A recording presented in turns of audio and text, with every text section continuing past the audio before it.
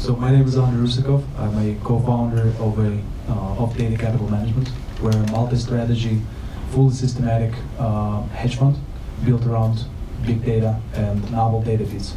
We specialize in developing strategies that make use of what is a novel data feeds such as unstructured news, satellite imagery, social networking data, et cetera, et cetera, et cetera, as well as more usually used different data sets such as price, volume, macroeconomic, fundamental data.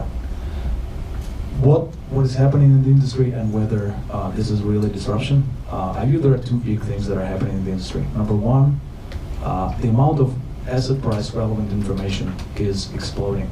And this is really changing the way people think about making investment decisions. Number two, the processing power of computers is also increasing dramatically fast, which allows us to make sense of all that information flood, structured and unstructured, heterogeneous data that is going our way. Is that a disruptive force in the industry? I would argue yes, absolutely it is. Is there a signal that is coming from all of that data? Yes, and that signal is enormous. Whether the industry will be changed fundamentally 5-10 years from now, and whether people will invest differently, yes, they will. And whoever is not on board with the latest developments in the technology in investing, I personally, bluntly speaking, think they're missing the boat.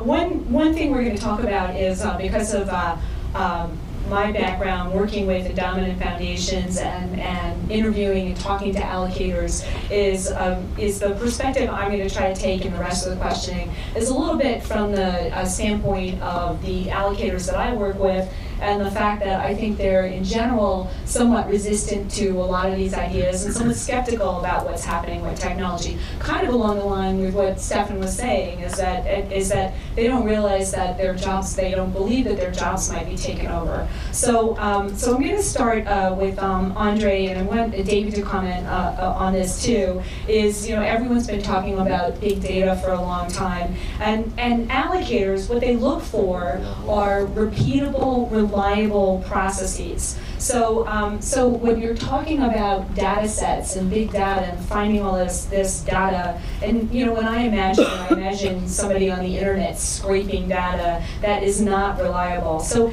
how actionable is the information? How reliable is it? Can you talk about, if you're employing this data, how actionable and repeatable is it really?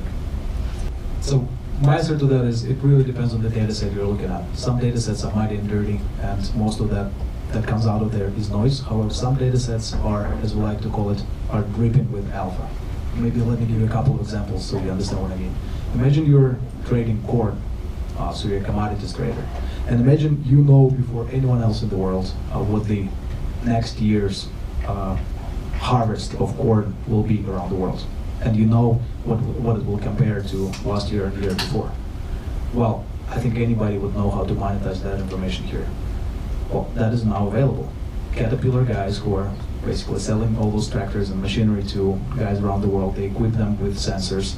They take soil, reads from the soil every single day, every single night. The tractor goes out. They collect it in their system and they give advice to the harvester what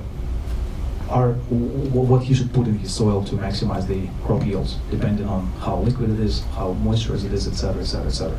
They also give them idea of how likely their yields are going to look this year versus the year before, etc., etc.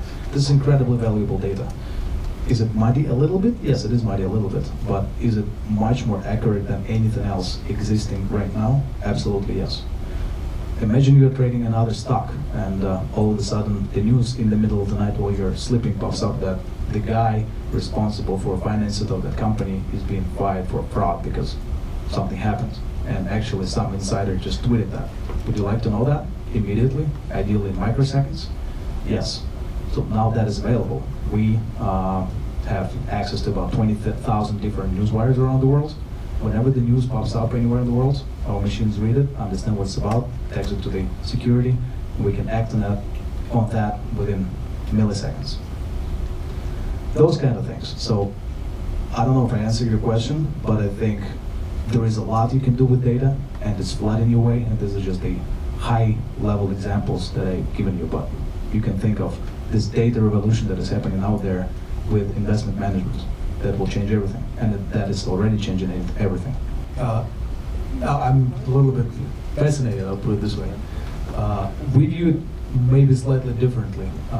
Not a single strategy can perform in changing market conditions. Strategies work until they don't. And let's say you systematically picked up a pair of securities that's been correlated over a long period of time. And for simplicity, let's use Goldman Sachs and JP Morgan.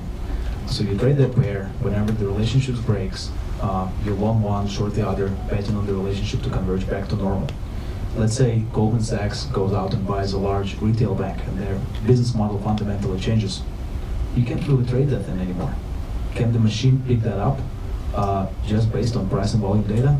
I doubt it. Can the machine pick it up based on the news? Yes, they can. And the machine can probably kick that trade out. Let's say there is a war that is breaking out.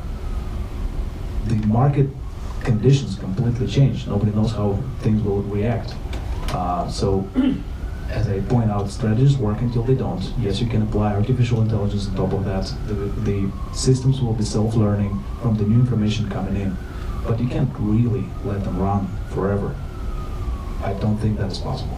So I'll add my 2 cents on that. Point number 1, some people actually do know extremely well how to do diligence with strategies. Even more, they really want to allocate more to such strategies just because, let's say, Medallion, the flagship fund of Renaissance Technologies, these guys have been returning over 30% for the last 15 years consistently. They're close for capital, everybody wants in, they're not letting anybody in. 3 years ago, their Sharpe ratio was 9, now it's even bigger. This is crazy numbers. So these things work. Now, how do we help these guys to get more comfortable with the ones who are actually not comfortable yet? We open up our strategies. We're trying to be as transparent as possible. We're showing our rules. We're showing our daily returns, trade-by-trade returns.